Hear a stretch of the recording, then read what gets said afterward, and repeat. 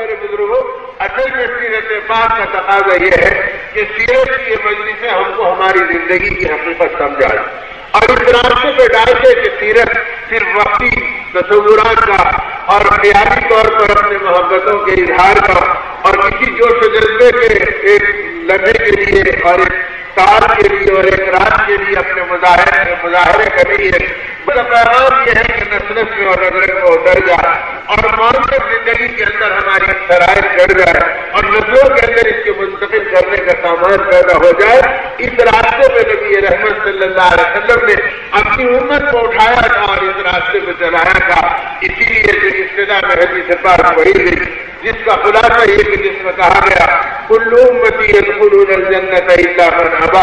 اور جس میں حضور پاک صلی اللہ علیہ وسلم کے ارشاد پاک کا خلاصہ یہ ہے، آپ نے فرمایا میری پوری امت جنت میں داخل ہو جائے گی سوائے ان لوگوں کے جنہوں نے میرا انکار کیا ہو۔ تو صرف ہوئی کہ آپ کو امتی ہو اور آپ کو انکار کرے، میں آپ کا دشمن ہو اور آپ کا انکار کرے، یہ تو سمجھ میں آتی ہے بات، لیکن آپ کا امتی ہو، آپ کو غلام ہو اور آپ کو انکار کرے۔ تو صحابہ نے پوچھا اللہ کے رسول وہ کون ہے جو آپ کا انکار کرنے والا ہوگا؟ تو آپ نے فرما دیا من اطاعنی دخل الجنہ ومن عصانی فقد ابا کما قال، فرمایا جس نے میری اطاعت کی وہ ہے جو جنت میں داخل ہوگا، اور جس نے میری اطاعت سے منہ موڑا وہ ایسا ہے جیسے اس نے میرا انکار کر دیا۔ تو اللہ کے نبی کے انکار کرنے والوں کا ایک جملہ تو وہ ہے جس میں ابو جہل اور اللہ کے نبی کے انکار کرنے والوں کا دوسرا جملہ ہوا ہے جس کو خود آقا متعین کر رہے ہیں، کوئی اور نہیں کر رہا ہے، کہ جس نے میرے طریقوں سے منہ موڑ لیا اور میرے راستے میں چلنے سے گریز کر لیا اور اپنی زندگی کو خواہشات کو گویا غلام بنا دیا، یہ منشا ہے اس کے ارشاد پاک کا۔ تو فرمایا کہ جس نے میرے طریقے سے منہ موڑ لیا بس وہی میرا انکار کرنے والا ہے۔ تو اب آپ کی نافرمانی کیا ہے؟ اب آپ بھی دیکھیں کہ میری تمنا کیا، میرے آقا کی تمنا کیا،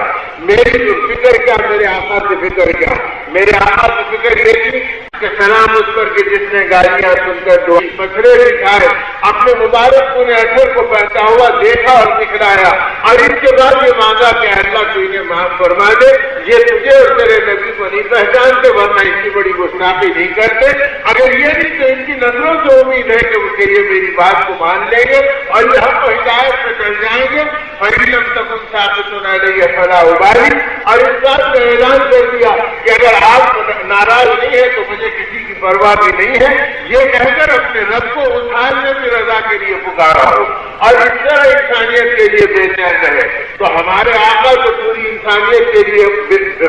فکر مند تھے، اور ہم آقا کے نام لیوا انسانیت کے لیے کیا فکر مند ہوتے، گودوں میں پلنے والی اولاد کے لیے فکر مند نہیں ہے کہ یہ آخرت کو پہچانے یا نہیں پہچانے۔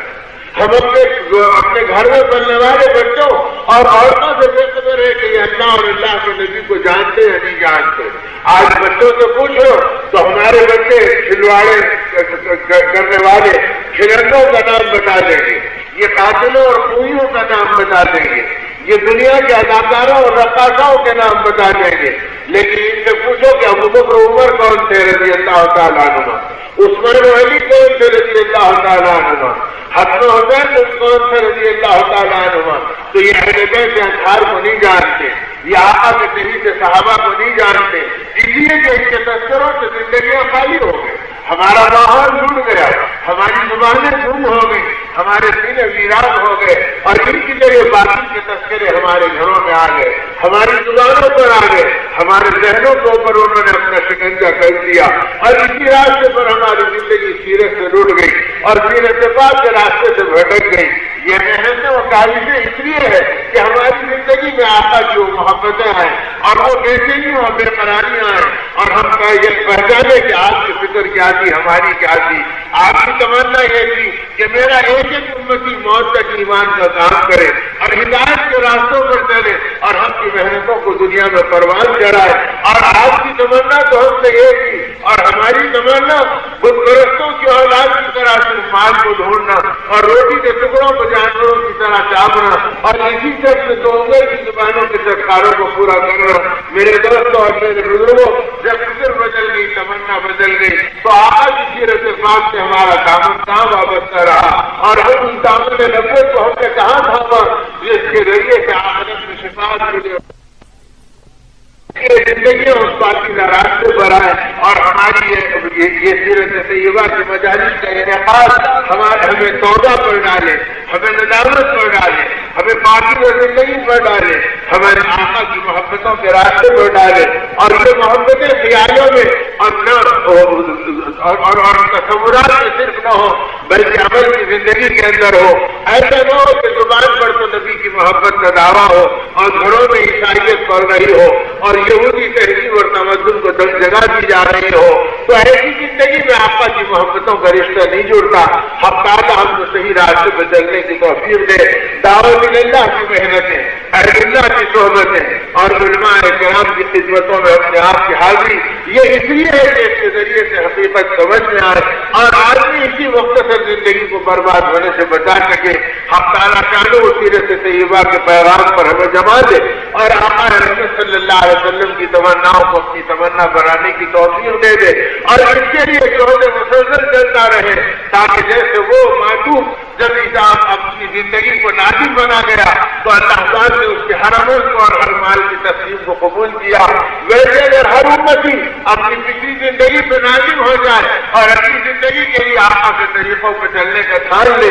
اور اپنے آپ کو جما لے تو اللہ کی رحمت پھیرے گی، حالات بدلے گی، افکار قانون کا نظام سامنے آئے گا، زمانے کے قانون ڈوبیں گے اور زمانے کے فرعون ڈوبیں گے اور زمانے کے قانون دھسیں گے اور زمانے کی نمرودی اور جادرانہ طاقتیں پاش پاش ہوگی اور حق اور ہدایت کی ہوائیں دنیا میں چلے گی اور دلوں کی دنیا کو اللہ اپنی قدرت سے صحیح راستے پہ ڈالیں گے۔ اللہ پاک اپنے کرم سے صحیح علم و عمل کی توفیق عطا فرمائے، اپنی رضا سے اور اخلاص کی دولت سے۔ ہر مولانا محترم تشریف فرما ہو گئے، مجھے اندازہ نہیں تھا، دیکھنے کے بعد تکمیل کے لیے میں نے چند کلمات اور کہہ دیے۔ اللہ پاک اپنے کرم سے قبول فرمائے اور ہم سب کو صحیح استفادے کی توفیق عطا فرمائے۔